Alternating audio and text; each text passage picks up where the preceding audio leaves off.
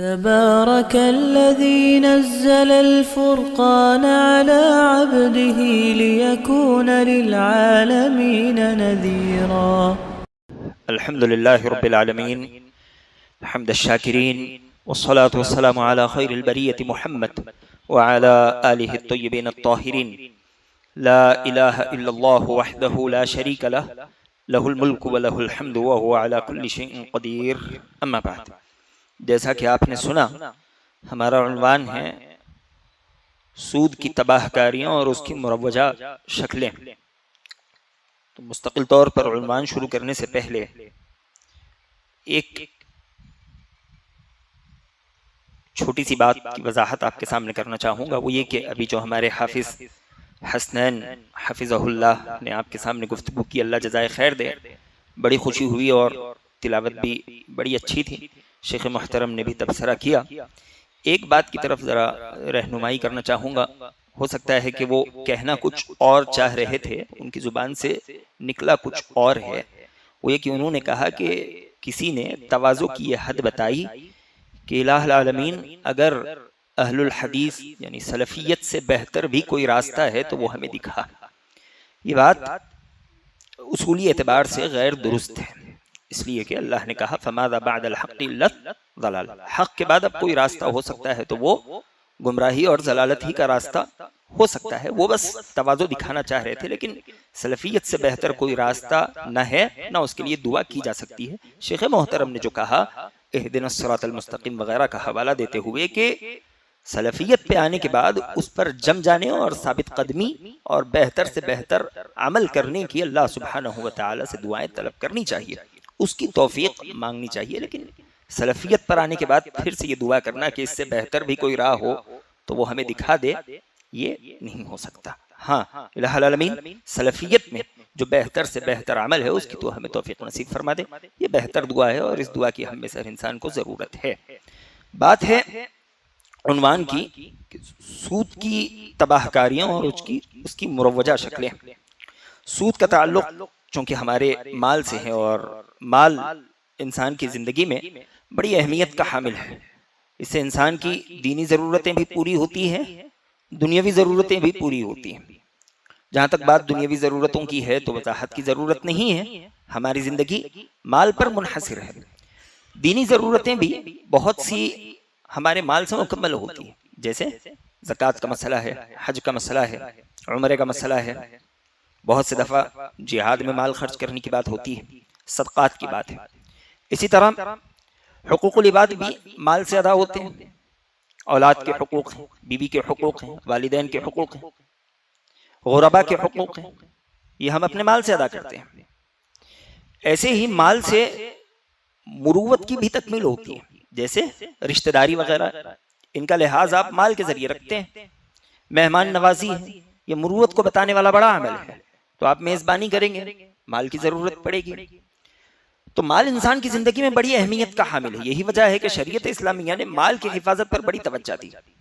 آپ نے سنا ہوگا مقاصد شریعہ، انسانی زندگی کی 5 بنیادی جو ضرورتیں ہیں ان میں ایک اہم ضرورت مال کی حفاظت ہے، حفظ المال.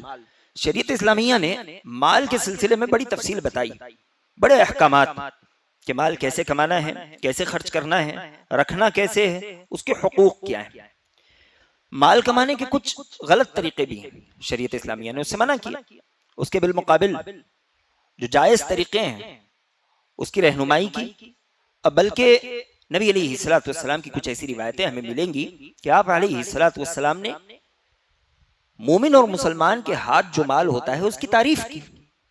نعم المال الصالح بالرجل الصالح، نیک آدمی کے ہاتھ جو مال ہوتا ہے وہ مال کیا بہترین مال ہے کہ وہ اسے اللہ سبحانہ وتعالی کی رضامندی میں خرچ کیا کرتا ہے.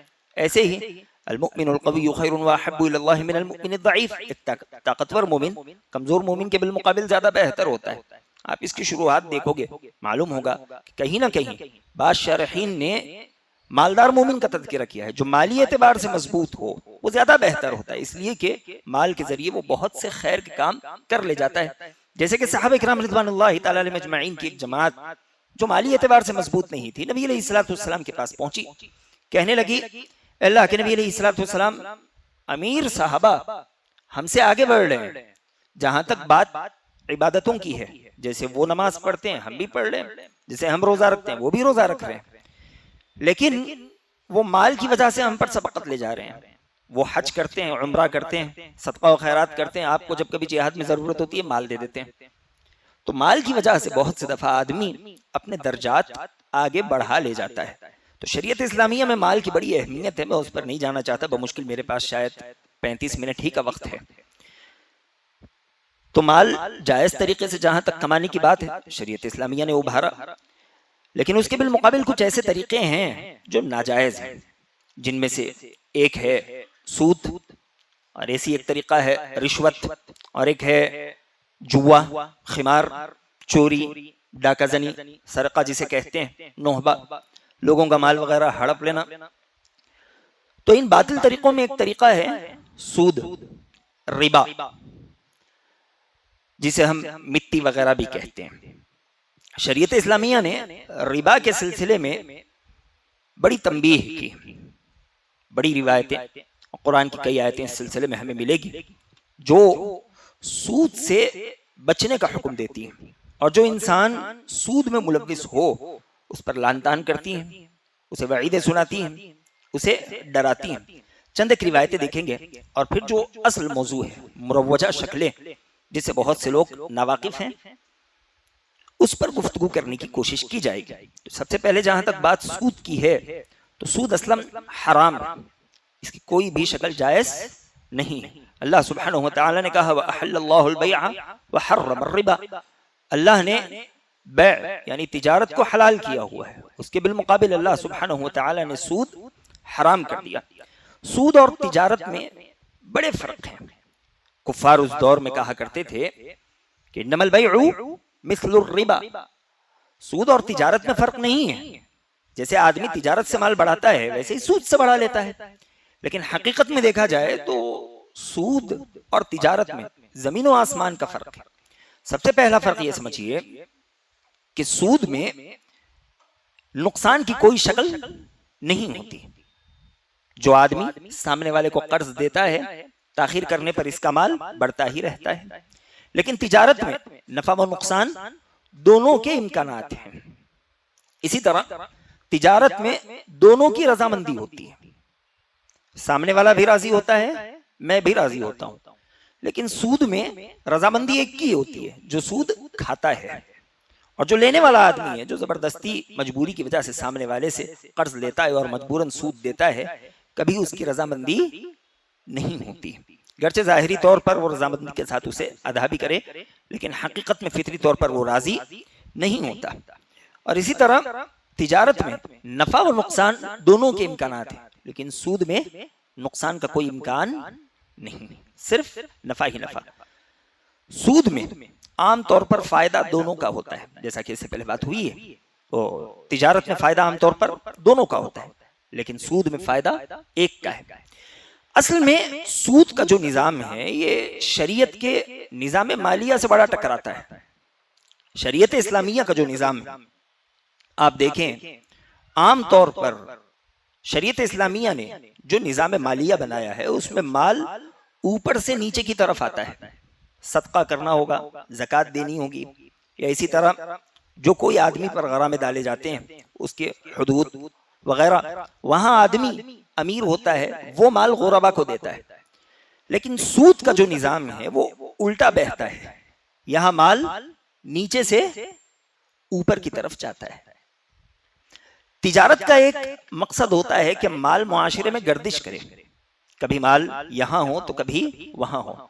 لیکن سود کا یہ نظام ہے کہ مال گردش نہیں کرتا، سارا مال سمٹ کر ایک طبقے کے پاس آ جاتا ہے. تجارت کی وجہ سے لوگوں کے درمیان محبت الفت بڑھتی ہے، لیکن سود کی وجہ سے لوگوں کے درمیان حسد اور نفرت ہی بڑھتی ہے. تو سود اور تجارت میں بہت سے فرق ہیں. بات اگر اس پہ بھی کی جائے تو میں سمجھتا ہوں کہ شاید بات لمبی ہو جائے گی. کچھ روایتیں اس سلسلے میں اللہ کے نبی علیہ السلام سے بڑی سخت روایتیں ہیں. ان میں سے ایک روایت یہ کہ جابر بن عبداللہ رضی اللہ تعالیٰ عنہ حدیث ہے، کہتے ہیں لعن رسول اللہ صلی اللہ علیہ وسلم آکل الربا وموکلہ وکاتبہ وشاہدیہ وقالہم سوا. مسلم کی روایت ہے، اللہ کے نبی علیہ السلام نے کہا کہ جابر بن عبداللہ رضی اللہ تعالیٰ عنہ کہتے ہیں کہ اللہ کے نبی علیہ الصلوۃ والسلام نے لعنت کی، کس پر؟ سود کھانے والے پر، کھلانے والے پر، لکھنے والے پر، اس کے گواہ پر۔ کہا ہم سوا، یہ سارے کے سارے گناہ میں برابر ہیں، یہ سارے ایک دوسرے کا گناہ کے کام میں ساتھ دینے والے ہیں۔ اللہ سبحانہ وتعالی نے کہا وَتَعَاوَنُوا عَلَى الْبِرِّ وَالتَّقْوَى وَلَا تَعَاوَنُوا عَلَى الْإِثْمِ وَالْعُدْوَانِ، آپس میں ایک دوسرے کا ساتھ نیکی کے کاموں میں دو، تقوی کے کاموں میں دو، گناہوں کے کاموں میں کبھی آپس میں ایک دوسرے کا ساتھ نہ دو۔ سود گناہ ہے، تو جو کوئی اس معاملے میں ایک دوسرے سے جڑے گا، ایک دوسرے کا ساتھ دے گا، رہنمائی کرے گا، لکھے گا، بتائے گا، وہ بھی انسان گناہ میں اتنا ہی حصے دار ہوگا جتنا کھانے والا اور کھلانے والا ہوا کرتا ہے۔ اسی طرح سود یہ اللہ سبحانہ وتعالی کے عذاب کو اس دنیا ہی میں کھینچ لاتا ہے، جیسا کہ عبداللہ ابن عباس رضی اللہ تعالیٰ عنہ راوی حدیث ہے، کہتے ہیں اذا ظہر الزنا والربا فی قریۃ فقد احلوا بانفسہم عذاب اللہ۔ عبداللہ ابن عباس رضی اللہ تعالیٰ عنہ کہتے ہیں جب کسی قریے میں، کسی گاؤں میں، کسی بستی میں زنا اور سود عام ہو جائے تو گویا کہ اس بستی کے لوگوں نے خود پر اللہ سبحانہ وتعالی کے عذاب کو حلال کر لیا، اس نے اللہ کے عذاب کو دعوت دے دی۔ اور تقریباً آج کا ہمارا یہ معاشرہ ویسے ہی ڈھٹائی کے ساتھ سودی لین دین کرتا ہے، اور پورے کھلے طور پر۔ اللہ اس سے ہماری حفاظت کرے۔ یاد رکھیں سود بڑا بے برکت ہوتا ہے، یمحق اللہ الربا ویربی الصدقات۔ اللہ نے کہا اللہ سود کو گھٹاتا ہے، صدقات کو اللہ بڑھاتا ہے، غیبی طور پر اس کا اجر بھی بڑھتا ہے، دنیاوی اعتبار سے مال میں بھی برکت ہوتی ہے۔ سود ظاہری طور پر بڑھتا ہوا نظر آتا ہے، لیکن حقیقت میں اللہ سبحانہ وتعالی اس سے برکت چھین لیتا ہے۔ آپ دیکھ لیجئے، تجربے کی بات ہے، جو سودی کاروبار کرنے والا ہے وہ انسان کبھی بابرکت زندگی نہیں گزار سکتا، اور جو سود کھانے والا ہے وہ انسان بھی جو سود کی رقم لینے والا ہے، چاہے حالت مجبوری میں ہو چاہے جس شکل میں ہو، وہ انسان بھی کبھی خوشحال زندگی بسر نہیں کر سکتا۔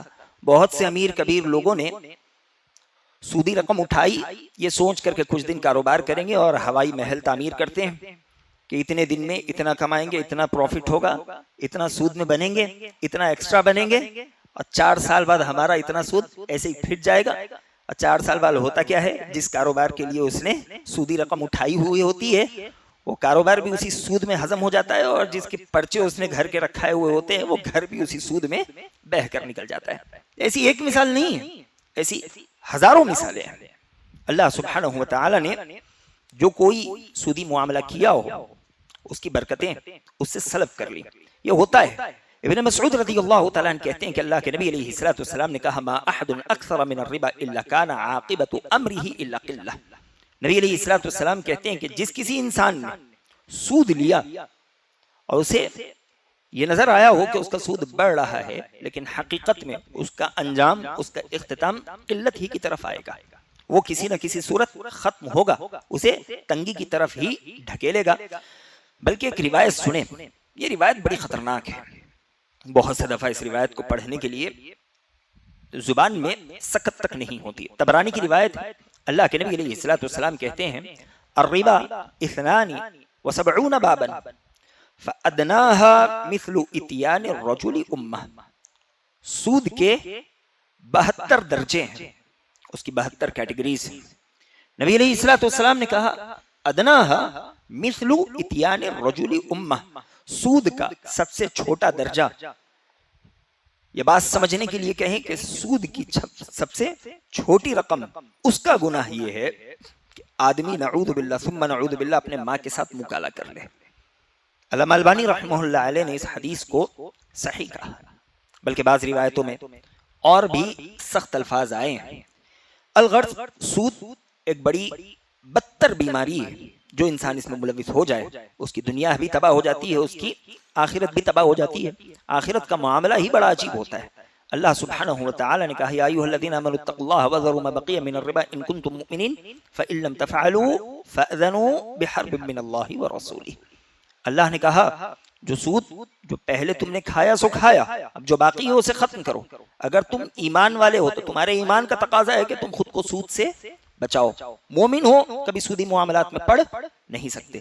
فَإِن لَمْ تَفْعَلُوا فَأْذَنُوا بِحَرْبٍ مِّنَ اللَّهِ وَرَسُولِهِ، اگر تم ایسا نہیں کرتے ایمان کے باوجود سود کھانے میں لگے رہو گے تو پھر اللہ اور اس کے رسول سے جنگ کے لیے تیار ہو جاؤ. کس میں سکت ہے کہ وہ اللہ اور اس کے رسول سے جنگ کر سکے. اس سلسلے میں ابن عباس رضی اللہ تعالیٰ عنہ کہتے ہیں یقال یوم القیامت لآکل الربا خذ سلاحک للحرب وقرأ هذه الآیہ. ابن عباس رضی اللہ تعالیٰ عنہ کہتے ہیں کہ قیامت کے دن سود کھانے والے سے اللہ سبحانہ وتعالی کہے گا کہ اپنا ہتھیار اٹھاؤ اور جنگ کے لیے تیار ہو جاؤ. سبحان اللہ. وہ ایسا دن ہوگا جس دن انبیاء علیہ السلام ڈر رہے ہوں گے, وہ نفسی نفسی کہیں گے. اس دن یہ گناہگار آدمی سے اللہ سبحانہ وتعالی جنگ کا اعلان کرے. کون ہے جو ایسے بدبخت کو بچا سکے؟ اللہ ہی اس دنیا میں ہماری اس بدترین گناہ سے حفاظت فرما دے. اللہ سبحانہ وتعالی ہر اعتبار سے ہمیں اس سے بچائے رکھے. الغرض سود کے سلسلے میں اللہ کے نبی علیہ السلام سے بڑی روایتیں آئی ہیں. قرآن کی کئی آیتیں اس سلسلے پر دال ہیں جن کا خلاصہ یہی ہے کہ سود ہر صورت نحوست ہے. وہ انسان کی دنیا بھی تباہ کر دے گا, انسان کی آخرت بھی تباہ کر دے گا. اب جو ہمارا اصل عنوان ہے وہ کی سود کی مروجہ شکلیں. دور جدید میں سود کی کیا شکلیں چلتی ہیں یہ سمجھنے کے لیے پہلے یہ سمجھنا ضروری ہے کہ پچھلے دور میں سود کی کیا شکلیں تھیں. پچھلے دور میں سود دو طرح کا چلتا تھا. آج کی جو نئی شکلیں ہیں ان کا بھی تعلق اسی سے ہے, بس ایک نئے غلاف میں انہوں نے ان شکلوں کو پیش کیا. پچھلے دور میں ایک سود تھا ربا الفضل اور ایک تھا ربا النسیہ. ربا الفضل کیا ہوتا تھا؟ جیسا عام طور پر آج بھی یہی سود کا چلن عام ہے. وہ ایک آدمی قرض دیتا تھا. مثال کے طور پر 10,000 اس نے دیے, 1 مہینے کی مدت طے ہوئی. 1 مہینے بعد جب تم 10,000 لوٹاؤ گے تو تم 10,500 روپے لوٹاؤ گے. یہ 500 سود ہے.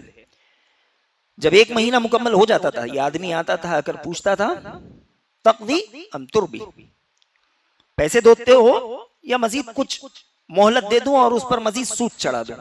اگر اس آدمی کے پاس پیسے ہوتے تو وہ دے دیتا, اگر پیسے نہیں ہوتے تو مزید سود چڑھا دیتا. یعنی اور 1 مہینے کی مہلت. اب تمہیں 10,000 کے حساب سے 500 نہیں دینے ہوں گے. کتنے کے حساب سے دینے ہوں گے؟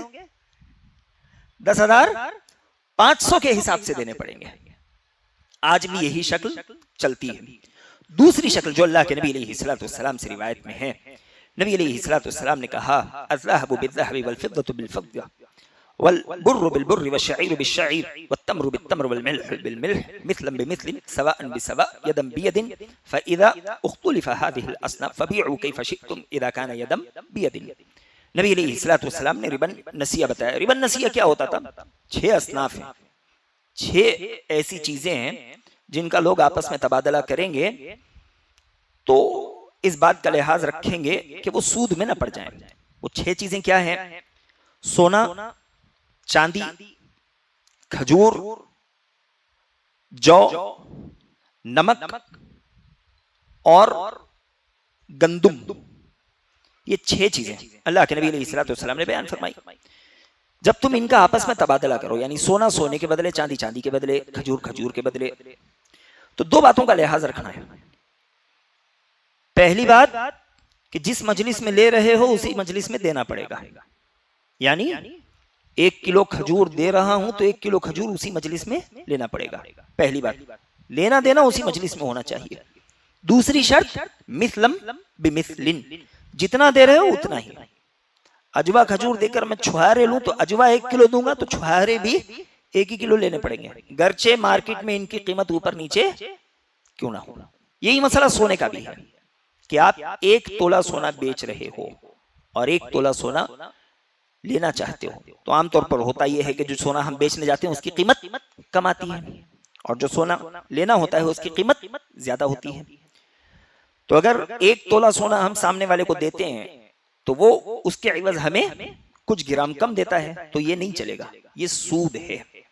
1 تولہ سونا دے رہے ہیں تو واپس 1 تولہ سونا ہی لینا پڑے گا. پھر آج ہمارے معاشرے میں ایسے نہیں ہوتا نا, تو پھر کیسے کریں؟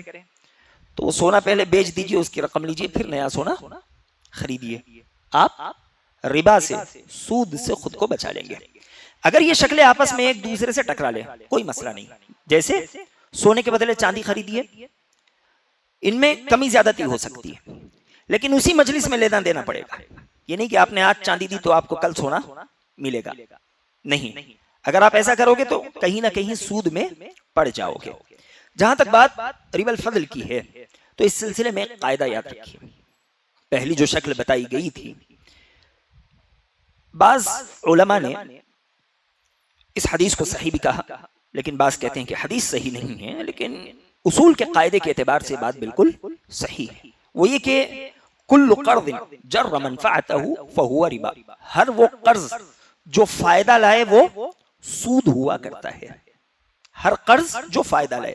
اب فائدہ دو طرح کا ہوتا ہے، ایک حصی فائدہ اور ایک معنوی فائدہ. حصی فائدہ ابن عباس رضی اللہ تعالیٰ عنہ کی سلسلے میں روایت ہے.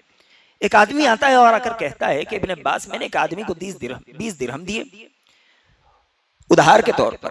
اب وہ آدمی مچھلی کا کام کرتا ہے، وہ روز جاتے ہوئے مجھے ایک مچھلی دے دیتا ہے اس لیے کہ میں نے اسے 20 درہم دیے ہوئے ہیں. وہ محبت میں مجھے ایک مچھلی دے دیتا ہے رعایتاً. اب میں وہ مچھلی کھاتا نہیں ہوں، وہ میں بیچ دیتا ہوں، اور جب اس کی مچھلی بیچتا ہوں تو مجھے 1 درہم مل جاتے ہیں. کہتے ہیں کہ ابھی تک اس نے 13 مچھلیاں دی، اب میں نے اس کی مچھلیوں سے 13 درہم کما لیے. ابن عباس رضی اللہ تعالیٰ نے کہا کہ تم نے اپنے قرض سے 13 درہم گھٹا لیے. اب تم واپس لوگے تو کتنا لوگے؟ 7 درہم ہی لوگے. اب تم اگر 20 درہم کی بات کرو تو یہ 13 درہم کیا ہو جائیں گے؟ قرض ہو جائیں گے. تو ہر وہ قرض جو فائدہ لے کر آئے وہ سود ہوگا. اس میں ایک نقطہ ہے آگے بیان کروں گا. دوسرا ہوتا ہے معنوی فائدوں سے بھی لوگوں کو بچنا چاہیے. لوگ اس کا لحاظ نہیں رکھتے. امام ابو حنیفہ رحمہ اللہ علیہ نے ایک آدمی کو قرض دیا. جب قرض لینے کی باری آئی تو آپ اس کے گھر پہنچے، دیکھا کہ میدان ہے، میدان میں ایک ہی درخت ہے جو وہ اس آدمی کا ہے اور اسی درخت کے نیچے چھاؤ ہے، بقیہ علاقے میں کڑی دھوپ ہے. ابو حنیفہ رحمہ اللہ علیہ دھوپ میں اس آدمی کا انتظار کرتے رہے. جب وہ آدمی آیا تو اس نے دیکھا کہ ابو حنیفہ باہر کھڑے ہیں. اس نے کہا کہ علی الاقل آپ اس چھاؤں میں کھڑے ہو جاتے. ابو حنیفہ رحمہ اللہ علیہ نے کہا کہ یہ درخت تمہارا ہے، اس کی چھاؤں میں کھڑتا تو تمہاری کسی چیز سے فائدہ مجھے ہوتا، لہذا میں اس طرح کا فائدہ لینا نہیں چاہتا جو سود کی شکل بن جائے. تو یہ معنوی فائدہ ہے. جیسے ہم نے کسی کو قرض دیا، اب اس پر دباؤ ڈال رہے ہیں کہ آپ ہماری سفارش کیجیے. یہ سفارش کہیں نہ کہیں سود کی شکل ہوگی. ہاں ایک گنجائش اس سلسلے میں ہے کہ آپ نے مجھے قرض دیا، 2 مہینے کی مدت، 3 مہینے کی مدت مکمل ہو گئی، آپ نے میرے ساتھ مزید احسان کیا، مدت بڑھ جانے کے باوجود آپ نے مہلت دی، اس پر سود آپ نے اپنی جانب سے نہیں چڑھایا. جیسے 10,000 آپ نے مجھے دیا، واپس لوٹانے کے طور پر میں آپ کو 10,000 بھی دے رہا ہوں اور محبت میں مٹھائی کا ڈبہ بھی دے رہا ہوں. جائز ہے یا نہیں؟ جائز ہے. اس لیے کہ یہ چیز شرطیہ نہیں ہے بلکہ میں اپنی جانب سے احساناً دے رہا ہوں. حل جزاء الاحسان الا الاحسان، احسان کا بدلہ احسان ہوتا ہے. اللہ کے نبی علیہ الصلوۃ والسلام نے چھوٹی اونٹنی ادھار کے طور پر لی تھی. جب واپس کرنے کی باری آئی تو اونٹوں میں چھوٹی اونٹنی نہیں تھی بلکہ بڑا اونٹ تھا 4 سال کا. نبی علیہ الصلوۃ والسلام نے کہا کہ دو، احسان کا بدلہ احسان ہوتا ہے. تو آدمی بغیر شرط اپنی جانب سے 10,000 کی جگہ 12,000 دینا چاہتا ہے، کوئی مسئلہ نہیں، لیکن پہلے شرط ہونی نہیں چاہیے. شرط نہ تو مقید اور نہ ہی مطلق، کسی طرح بھی نہ ہو. یعنی واپس دیتے وقت آپ خیال سے دے دیجئے، نہیں، واپس دے رہے ہیں تو 10,000 ہی دیں گے. شرط کی بات ہوگی ہی نہیں، نہ تو 500 کی بات، نہ آپ جو چاہیں اس کی بات، بلکہ واپس دیں گے تو 10,000 دیں گے، 1 روپیہ بھی بڑھ کر نہیں دیں گے. میں اپنی جانب سے کچھ دینا چاہوں تو شریعت اسلامیہ نے گنجائش رکھی ہوئی ہے. یہ دور قدیم کی سود کی شکلیں تھی، آج بھی یہ شکلیں چلتی ہیں. یعنی ادھار لو، واپسی میں بڑھا کر دو. اب دیکھیں دور جدید میں سود کی کچھ شکلیں نکلی ہوئی ہیں. ان میں ایک شکل ہے لون. لون ہر طرح کا یہ جائز نہیں ہوتا، اس لیے کہ جو تھرڈ پارٹی ہے وہ اتنی ہمدرد نہیں ہے کہ ہماری مدد کرنے کے لیے بیٹھے اور ہمیں بیچ میں قرض دے، بلکہ وہ قرض دے کر اپنا فائدہ کرنا چاہتی ہے. اور جیسے ہی وہ ہمیں قرض دیتی ہے وہ رقم بڑھا کر اپنا واپس نکال لیتی ہے، چاہے ہوم لون ہو چاہے جو لون ہو. یہ سمجھ لیجئے کہ اس کی گنجائش شریعت اسلامیہ میں موجود نہیں ہے. کوئی بھی کمپنی یہ اس قدر ہمدرد اور انسانیت کی خادم نہیں ہے کہ وہ بیٹھ کر زبردستی آپ کو پیسہ دے اور آپ کی خدمت کرتے رہے. ایک شکل ہے قسطوں کی بے، جسے ہم انسٹالمنٹ کہتے ہیں. انسٹالمنٹ 3 طرح کے ہوتے ہیں، اسے سمجھیے. سب سے پہلے ایک انسٹالمنٹ ہوتا ہے جس کی شکل جائز ہے. مثال کے طور پر یہ فون ہے، یہ آپ 10 مہینے کے انسٹالمنٹ پہ خریدتے ہو 10,000 روپے. ٹھیک ہے، اس میں 2 شکلیں ہو سکتی ہیں. بیچنے والا کہہ سکتا ہے کہ ابھی اگر خریدو تو 9,000 میں دے دیتا ہوں، اس لیے کہ ایک مشت مجھے رقم مل رہی ہے. اگر انسٹالمنٹ پہ خریدتے ہو 10 مہینے کے تو پھر 10,000 میں دوں گا، اس لیے کہ مجھے انتظار کرنا پڑ رہا ہے. علماء کہتے ہیں جائز ہے. اگر 10 کی جگہ 11 یا 12 مہینے ہو جائے تو وہ اس پر جرمانہ عائد نہ کرے. یعنی 11 مہینے بھی ہو جائے 12 مہینے بھی ہو جائے، کتنا لے؟ 10,000 کے 10,000 ہی لے، جائز ہے. ٹھیک ہے، یعنی آدمی پہلے ہی طے کر لے. نقد دو گے تو 9,000. بعض اگر انسٹالمنٹ پہ بھی 9,000 دیتے ہیں مسئلہ نہیں، لیکن اگر کوئی انسٹالمنٹ پہ 1,000 2,000 بڑھا دیتا ہے تب بھی کوئی مسئلہ نہیں، بشرطے کہ تاخیر ہونے کی صورت میں اور رقم نہ بڑھائی جائے. واضح ہے؟ سمجھ آ گیا؟ چلیے.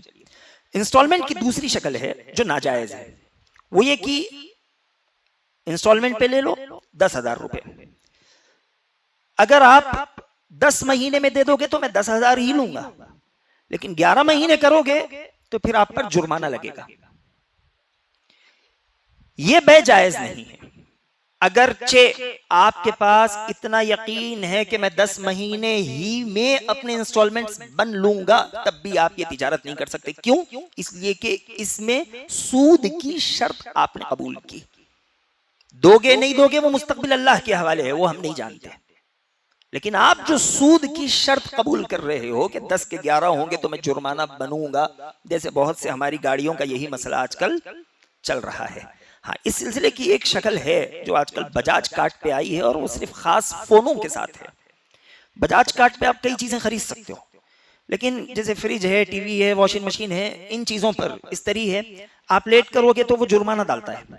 لیکن فونوں میں اس نے ایک ایسا آپشن رکھا ہوا ہے کہ آپ فون لیتے ہو اور 10 مہینے کے انسٹالمنٹ پہ لیتے ہو، 6 مہینے میں اگر آپ انسٹالمنٹ نہیں بنتے تو وہ جرمانہ نہیں لگاتا، بلکہ آپ کا فون بند کر دیتا ہے. اس کے پاس کچھ اتھارٹیز ہوتی ہیں، کچھ نمبرز ہوتے ہیں جس کی وجہ سے وہ وہیں سے کنٹرول کرتا ہے. تو یہاں پر جرمانہ عائد نہیں کیا جا رہا ہے، بس وہ آپ کا فون ہیک کر لیتا ہے. تو پھر یہ شکل علماء کہتے ہیں کہ جائز ہے اگر اس طرح کی کوئی شکل نکلتی ہے. تو یہ جو انسٹالمنٹس ہیں، انسٹالمنٹس کے بے کی 3 قسمیں ہیں، جس میں 2 غیر درست ہیں اگر اس میں سود کی شرط لگتی ہو تو، وگرنہ پہلی جو قسم ہے اس میں انسٹالمنٹ اصلاً جائز ہے اگر سود کی شرط نہ لگائی جائے تو. اسی طرح موجودہ دور کی ایک اور سود کی مروجہ شکل ہے فکس ڈپازٹ. تو فکس ڈپازٹ سے جو اوپر کا مال آئے گا وہ سارا کا سارا حرام ہوگا. بسا اوقات بحالت مجبوری بہت سوں کو مال فکس کر دینا پڑتا ہے، لیکن وہ آدمی حساب رکھے کہ اس نے کتنا رکھا تھا بحالت مجبوری، اور رکھتے ہوئے سوچ کر رکھے کوئی میں جائز کام نہیں کر رہا ہوں، اس لیے کہ اس سے سودی کمپنیوں کو فائدہ ہو رہا ہے. جو ایکسٹرا مال ہوگا وہ استعمال میں نہیں لائے گا.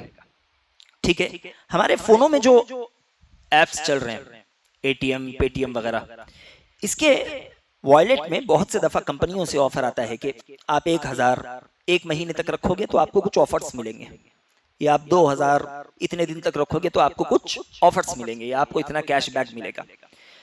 اگر کچھ دن پیسے رکھنے پر یہ چیز ملتی ہے تو وہ کیا ہے؟ سود ہے. اس لیے کہ آپ نے اسے قرض دیا، وہ فائدے کے طور پر آپ کو پلٹا کر یا تو آفرز دے رہا ہے یا پھر کچھ ٹوکنز دے رہا ہے. اگر کمپنی والا اس شرط کے بغیر آپ اس سے کچھ خرید رہے ہو، بیچ رہے ہو، اور اپنے سے آپ کو کوئی آفر دیتا ہے تو کوئی مسئلہ نہیں، اس آفر کا استعمال ہو سکتا ہے. جیسے آپ دکان پر خریدنے چلے گئے، آپ نے اس کے پاس سے کچھ چیزیں خریدی، وہ مثلا مزید ہدیے کے طور پر آپ کو دے رہا ہے کہ آپ میرے ایک اچھے گاہک ہو، یا وہ اس لیے دے رہا ہے کہ آپ میرے دکان سے جڑ جاؤ، تو اس کی وہ دی ہوئی چیز لے سکتے ہیں کہ نہیں لے سکتے ہیں؟ لے سکتے ہیں، اس لیے کہ وہ ہدیہ دے رہا ہے، وہ قرض کے عوض میں ہمیں کچھ نہیں دے رہا. لیکن وائلٹس میں خاصتاً جس شرط کے ساتھ پیسے رکھے جاتے ہیں اور ایام بھی اس میں مختص کر دیے جاتے ہیں کہ آپ 30 دن رکھو گے تو آپ کے لیے یہ آفر ہوگا، 2 مہینے رکھو گے آپ کے لیے یہ آفر ہوگا، تو نہ ایسے والیٹ میں پیسے رکھے جا سکتے ہیں اور نہ ہی ان آفر سے فائدہ اٹھایا جا سکتا ہے۔ ہاں اسی طرح سود کی ایک سب سے مروجہ شکل جس میں ہم میں سے تقریباً ہر آدمی پڑا ہوا ہے وہ بینک کے معاملات ہیں۔ اتنا سمجھ لیجئے بینک کے جتنے معاملات ہیں وہ سارے کے سارے سود سے جڑے ہوئے ہیں، لیکن ہم ایسے دور میں جی رہے ہیں کہ بینک کے بغیر ہمارا چلن مشکل ہے۔ تو کیا کیا جائے؟ تو یاد رکھیں جب بھی آپ بینک میں اکاؤنٹ کھلائیں یہ سوچ کر کھلائیں کہ میں ایک سودی معاملے میں اپنے آپ کو داخل کر رہا ہوں، ضرورت ہو تو کھلائیں، جتنی ضرورت ہو اتنا کھلائیں۔ بات سمجھ آ رہی ہے؟ جتنی آپ کو ضرورت ہے اتنا اس سے کام کیجئے، لیکن یہ ذہن میں بات ہو کہ میں جو کام کر رہا ہوں وہ حرام ہے، اللہ مجھے میری مجبوری کی وجہ سے معاف کرے گا۔ شریعت کا اصول کا قاعدہ ہے الضرورات تبیح المحظورات، بسا اوقات ضرورتیں کچھ چیزوں کو وقتی طور پر ہمارے لیے مباح کر دیتی ہیں جس کے بغیر ہمارا گزارا ہی نہیں ہو سکتا۔ جیسے مثال کے طور پر آدمی مر رہا ہے، آپ یہ قاعدہ آپ نے عام طور پر کئی دفعہ سنا ہوگا، اس کے سامنے ایک ہی کھانا ہے جو حرام ہے تو وہ کھائے گا اور خود کو بچائے گا۔ تو بینک کا مسئلہ تقریباً ہمارے پاس اسی صورت کا ہو چکا ہے کہ اگر آپ لین دین نہیں کرو گے آپ جی نہیں سکتے، آپ معاشرے میں چل پھر نہیں سکتے، آپ کی زندگی آگے نہیں بڑھے گی۔ بہت سے کام ہو سکتا ہے ایک آدمی خود کو بچائے، دو بچائے، لیکن کیا سارا کا سارا معاشرہ خود کو بینک سے بچائے؟ آج کے دور میں ممکن نہیں ہے۔ آدمی وہ کام کرے تو اس سوچ کے ساتھ کرے کہ میں گناہ کا کام کر رہا ہوں، اور اسی کے ساتھ دوسرا قاعدہ بھی اس کے ذہن میں ہو الضرورات تقدر بقدرها، ضرورتیں پریشانی کی حالت میں آپ کے لیے جو چیزیں مباح کرتی ہیں اتنی ہی مباح کرتی ہیں جتنی کی ضرورت ہے۔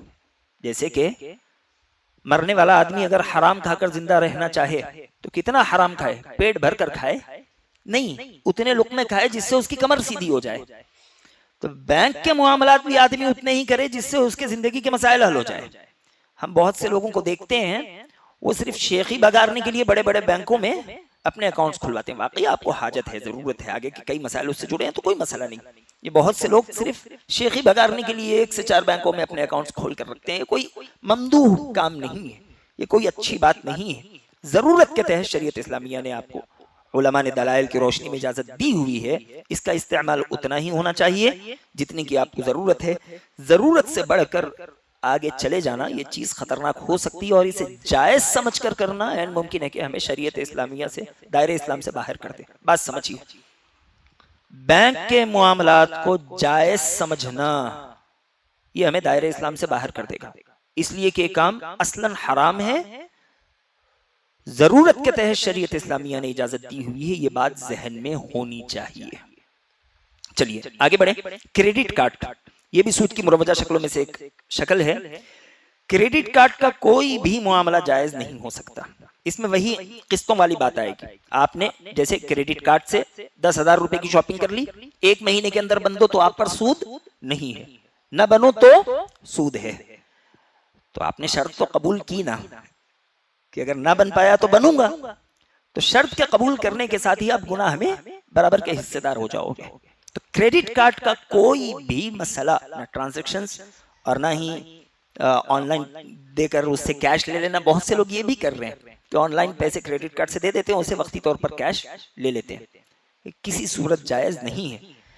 بلکہ آپ بہت سے مشائخ کو دیکھیں گے لفظ کریڈٹ کارڈ کہہ کر وہ بات شروع کرنا چاہے تو سامنے سے کہیں گے حرام ہے، پوری بات بھی نہیں سنیں گے، لفظ کریڈٹ کارڈ وہ کہیں گے حرام ہے، بس مسئلہ چھوڑو، جو مسئلہ سمجھنا ہے ویسے ہی سمجھ لو۔ ایک مسئلہ ہے رہن کا۔ دیکھیں رہن اصلا شریعت اسلامیہ میں جائز ہے۔ رہن کیا ہوتا ہے؟ میں نے آپ کو قرض دیا،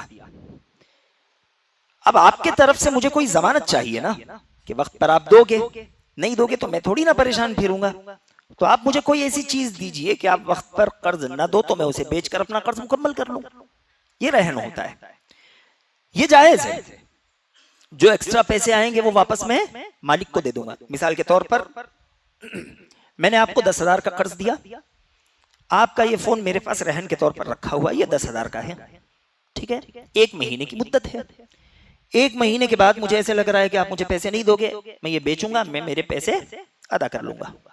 اگر یہ فون 12,000 میں بکتا ہے تو میں یہ 2,000 اوپر کے آپ کو لوٹا دوں گا۔ ہمارے معاشرے میں جو رہن چلتا ہے نا وہ گھروں کا رہن، یہ بڑا خطرناک ہے، سیدھے سود ہے، اسے رہن کہا ہی نہیں جا سکتا۔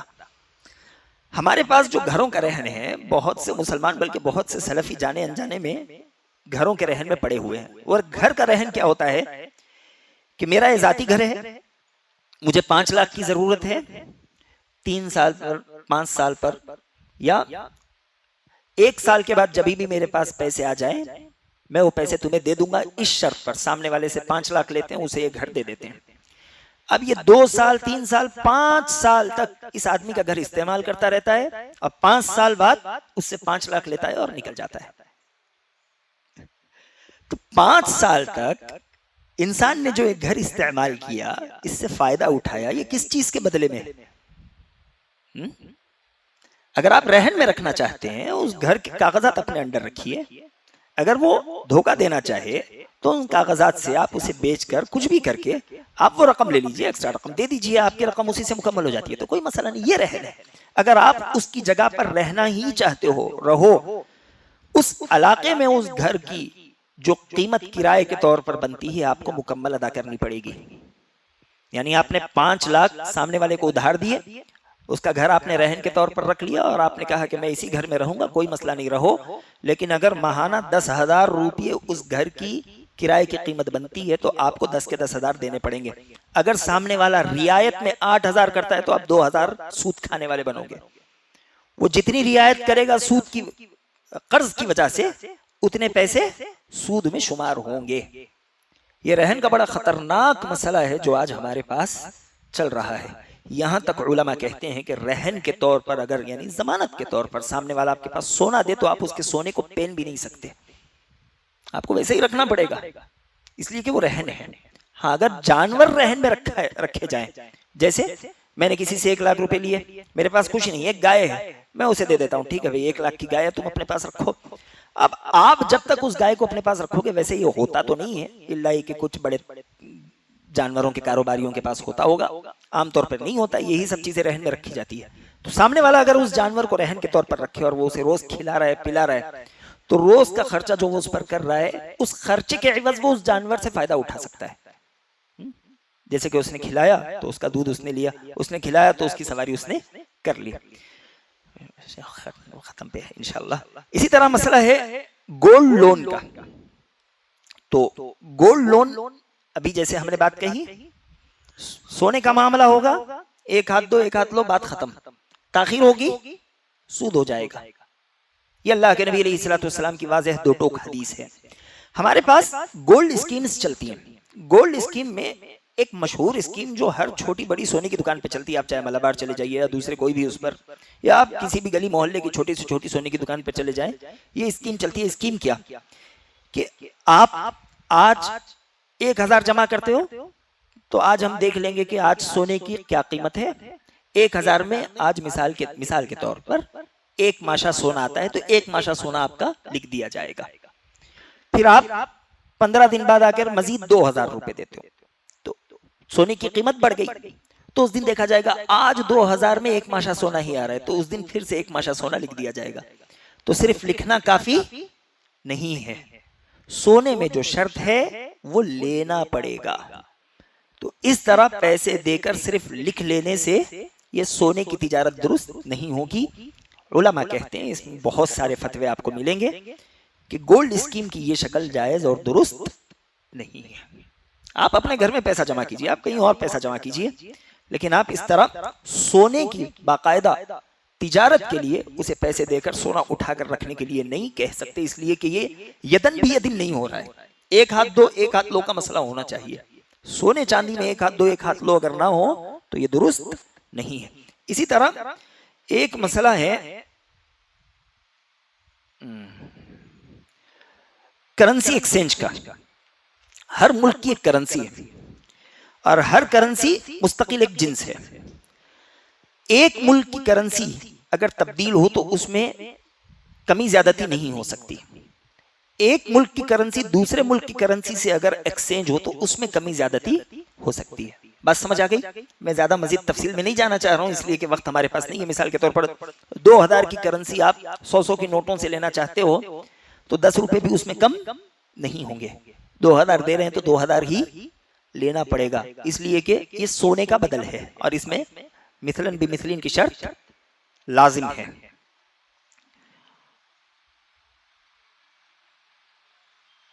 ایک اہم مسئلہ ہے چٹھی کا، اور یہ آخری مسئلہ ہے، اس کے بعد ہم اپنی بات ختم کریں گے۔ چٹھی عام طور پہ جو چلتی ہیں اسے بسی بھی کہتے ہیں۔ چٹھی کی 3 شکلیں ہیں۔ چٹھی کی ایک شکل ہوتی ہے سب دوست خاندان والے رشتہ دار والے مل کر ڈالتے ہیں، مثال کے طور پر 50,000 کی چٹھی ہے، 10 مہینے کی، ہر مہینہ 5,000 روپے بننا ہے، جس کی اٹھے گی وہ لے لے گا، کوئی مسئلہ نہیں، نہ 1 روپیہ کم ہوتا ہے نہ 1 روپیہ زیادہ ہوتا ہے۔ چٹھی کی ایک شکل ہے کہ خاص آدمی ہوتا ہے جو چٹھی پر کام کرتا ہے، سارے لوگوں سے نام لکھتا ہے، ہفتہ واری طور پر، 15 روزہ طور پر، ماہانہ طور پر ان کے پاس جاتا ہے، ان سے رقم لے کر آتا ہے۔ وہ یہ کہتا ہے کہ مجھے محنتانہ چاہیے، یعنی جب تمہاری چٹھی اٹھے گی 50,000 کی تو اس میں سے مثال کے طور پر 1000 روپے میں اپنی محنت کے لوں گا۔ علماء کہتے ہیں چونکہ وہ محنت کر رہا ہے، وہ بدل ہے اور وہ سود کی کوئی شکل بن نہیں رہی ہے، اس لیے کہ اس نے پہلے سے اپنی محنت کی وضاحتیں دی ہے، پیسے جمع کرنا، لکھنا، پڑھنا، سالہ یعنی منشی کے طور پر وہ رہتا ہے، تو وہ اسے رقم محنتانے کے طور پر دی جا سکتی ہے۔ چٹھی کی تیسری شکل ہے حراج کی چٹھی، جو سارے تقریباً بیپاریوں کے پاس آپ کو نظر آئے گی، اور اکثر بیپاری اسی میں پڑے ہوں گے، پورے نام نکل جاتے ہیں۔ پہلی چٹھی حراج ہوتی ہے کہ کتنے میں بکے گی، مثال کے طور پر 50,000 کی چٹھی ہے تو ایک کہتا ہے کہ مجھے 48,000 چاہیے، دوسرا کہتا ہے کہ نہیں مجھے 47 چاہیے۔ اب جو سب سے کم پہ راضی ہو جائے چٹھی اسے دے دی جاتی ہے اور وہ بقیہ پیسے دوسروں پر بانٹے جاتے ہیں۔ تھوڑی تفصیل ہے لیکن اتنا سمجھ لیجئے کہ اس میں بعض کا فائدہ اور بعض کا نقصان ہوتا ہے۔ جو چٹھی سب سے آخر میں اٹھائے 50,000 کی جگہ اسے 52,000 ملتے ہیں، جو چٹھی سب سے پہلے اٹھا لے 50,000 کی جگہ اسے 45,000 ملتے ہیں، پہلے پیسے لینے کی اسے قیمت دینی پڑتی ہے، تو یہ درست نہیں ہے، یہ سود ہی کی شکل ہے۔ یہ سود کی کچھ مروجہ شکلیں تھی جسے میں نے بہت ہی اختصار کے ساتھ آپ کے سامنے رکھا، اور اس سلسلے میں مزید بہت سی باتیں انشاءاللہ پھر کبھی موقع ملے تو اس پر تفصیلی گفتگو کریں گے۔ دعا ہے کہ الہ العالمین جو باتیں کہی گئی ہیں سمجھتے ہوئے اس پر عمل کرنے والا بنا، آمین۔ وآخر دعوانا الحمدللہ رب العالمین، والسلام علیکم ورحمۃ اللہ وبرکاتہ۔